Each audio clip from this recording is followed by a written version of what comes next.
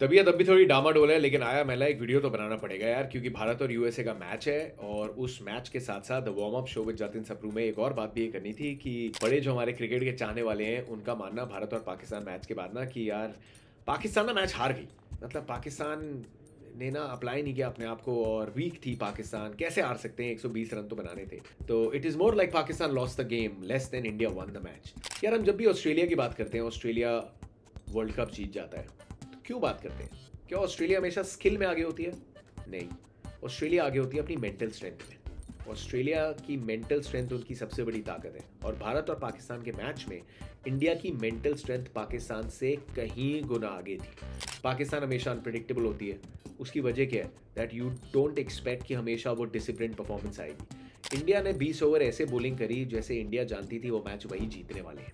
उन्होंने कोई गलती नहीं की, उन्होंने डिसिप्लिन दिखाया, उन्होंने खराब बॉलिंग बिल्कुल नहीं की। उन्होंने वेट किया उस मोमेंट का जब पाकिस्तान को इतना प्रेशर फील होगा कि वो गलतियां करनी शुरू करेंगे। तो पाकिस्तान ने गलतियां की नहीं, भारत ने अपने डिसिप्लिन और अपनी मेंटल स्ट्रेंथ और अच्छी एग्जीक्यूशन से वो गलतियां करने पे मजबूर किया। सही बात है, मोहम्मद रिजवान जसप्रीत बुमराह पे क्यों गए थे अटैक करने? रन बॉल चाहिए था, ट्रम्प कार्ड जसप्रीत बुमराह लेकिन कुछ महसूस किया ना उन्होंने, मेंटल स्ट्रेंथ उतनी नहीं दिखा पाए। तो यहाँ पे क्रेडिट इंडिया को ना देना ये बिल्कुल गलत है, because mental strength is probably a touch more important than skill and physical strength, खास करके वर्ल्ड कप जैसे टूर्नामेंट्स में।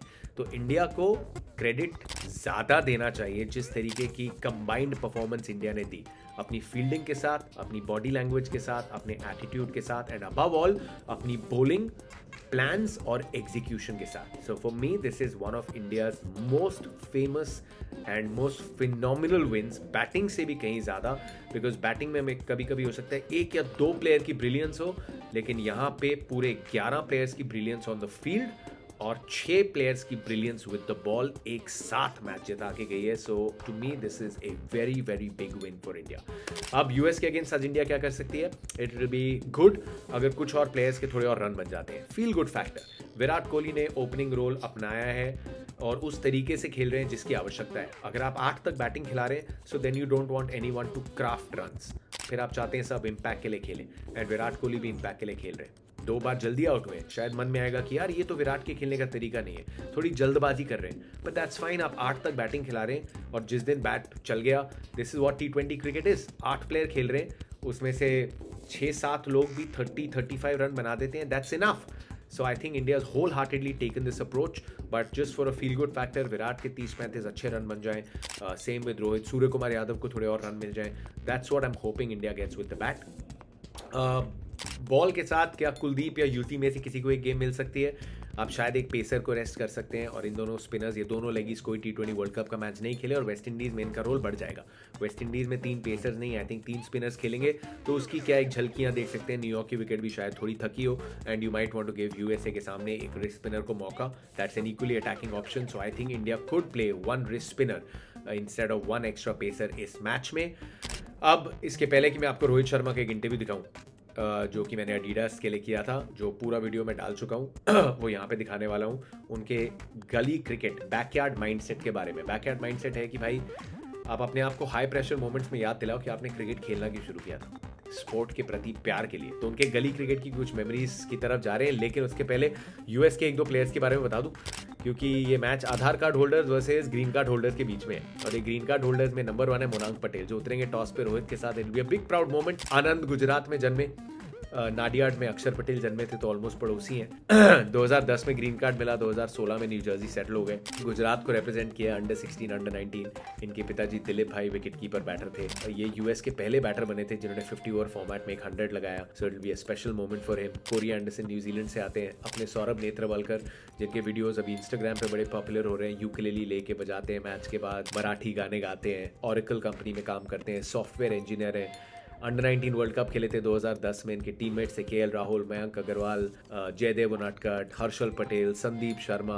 कम्स फ्रॉम मुंबई, एक मुंबई के लिए भी मैच खेला था इन्होंने कर्नाटक के अगेंस्ट। फिर सॉफ्टवेयर इंजीनियर बन के एक यूनिवर्सिटी के साथ स्कॉलरशिप मिली, he move to the US. इन्होंने अपनी एक क्रिकेट ऐप बनाई थी, और सोचिए अब अपने लिए क्रिकेट करियर बना लिया। So wishing him all the very best. Milind Kumar Delhi में जन्मे थे, दिल्ली को रिप्रेजेंट किया फर्स्ट क्लास में, सिक्किम के लिए खेले हैं, त्रिपुरा के लिए खेले हैं, विराट कोहली की कैप्टनसी में चैलेंजर ट्रॉफी खेले हैं, दिल्ली टीम का, RCB टीम का हिस्सा थे आईपीएल में चांस नहीं मिला खेलने का, and now he will be playing against India.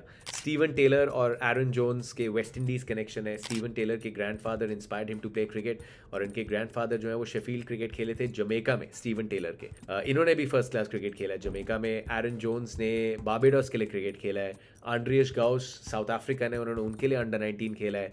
Harmeet Singh Mumbai से आते हैं, लेफ्ट आर्म स्पिनर है। इनको पद्माकर शिवालकर ने डिस्कवर किया था शिवाजी पार्क जिमखाना में।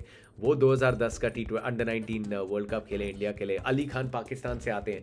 सो इट्स अ टीम जो इकट्ठा की गई है, एशियन खिलाड़ी, बाकी खिलाड़ी जिनकी अपनी अपनी कंट्रीज़ के लिए ब्रोकन ड्रीम्स थी, वो शायद उस लेवल पे नहीं पहुंच पा रहे थे अपने देशों में, फिर to look for a different life वो यूएस पहुंचे और अब यूएस को रिप्रेजेंट करेंगे against their other team. So it is great, wishing them all the very best. मेहनत करते जाओ, रास्ता तलाश लो, यहाँ से नहीं तो वहाँ से, लेकिन don't give up. Your dream is what you get to learn from all of them. So wishing the US all the very best. अच्छा मैच खेलें, they get to rub shoulders with their heroes against the country where they were born in. I think it'll be an emotional moment. I'll be back studio में, उम्मीद है ठीक हो जाऊंगा, दवाइयाँ और खा के आ जाऊंगा।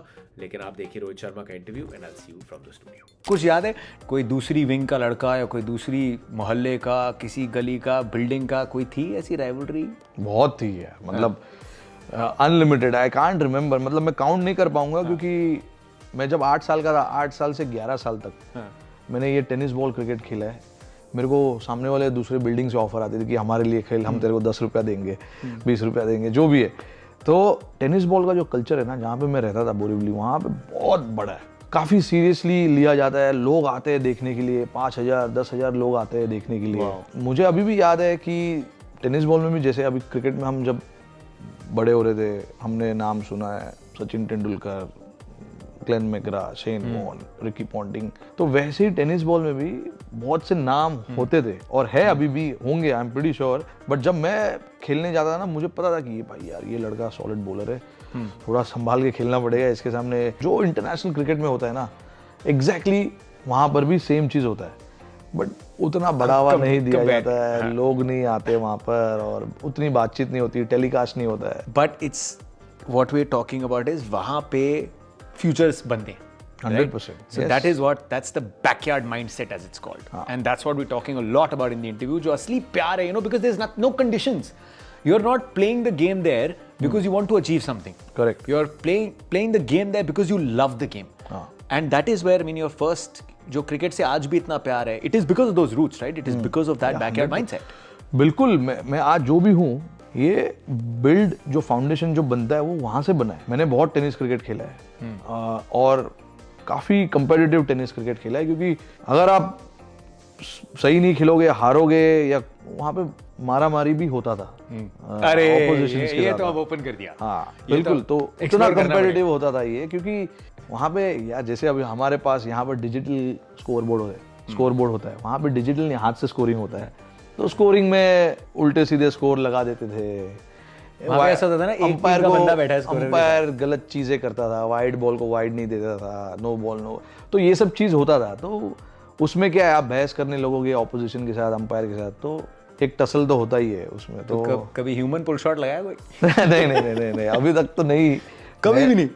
मतलब थोड़ी बात नहीं बता, स्कूल में तो लगाया है, बहुत किया है स्कूल में ये सब, बट ग्राउंड पे मुझे याद नहीं है कि ऐसा कभी कुछ हुआ हो। उस टाइम पे क्या रेपुटेशन थी बड़े बड़े 6 हिटर्स की, या फिर? नहीं, बिल्कुल भी नहीं। मतलब मैं स्किल प्लेयर, ये जब 10 रन पे 2 विकेट है ना, तो ये 40 रन तक लेके जा सकता है। हाँ। क्योंकि हम 5 ओवर का मैच खेलते थे, 5 या 6 ओवर का टेनिस बॉल का होता था मैच, तो अच्छा स्कोर होता था अराउंड 60, 10 रन पर ओवर, वैसा 10 से 12 रन। छक्के मारने की मैं कोशिश ही नहीं करता, क्योंकि सब उन लोगों में सबसे छोटा मैं ही था, और वो जो सामने जो खेलते थे, मे बी एक या 2 लड़का होगा जो मेरे उम्र का होगा, बट आई डोंट रिमेंबर कि मेरे उम्र के लड़के लोग खेलते थे काफ़ी, नहीं, आई डोंट थिंक सो। सब एक्सपीरियंस प्लेयर, 20 साल 15-20 साल के लोग। हाँ, क्योंकि टेनिस बॉल बहुत से लोगों का फ्यूचर था, तो वो उनका प्रोफेशन था। So I'm hoping that maybe you're in touch with a few, and but knowing you've been exactly the same. When I go there, I know a lot of people. I still meet them. They still wish me well. I wish them well. They talk about my certain shots that I played, and they used to remind me कि साले तू ये shot इधर भी मारता था, अभी उधर भी मार रहा है सेम शॉट। तो ये देख, ये तेरा और उनको allowed है। हाँ, Expertise बिल्कुल जितनी allowed भी है है because they have seen me from close quarters and they know exactly how I used to think. Of course, now the thought process has changed a lot, but still, like as a young player, lot of the things that you do at that age remains with you. Stay with you.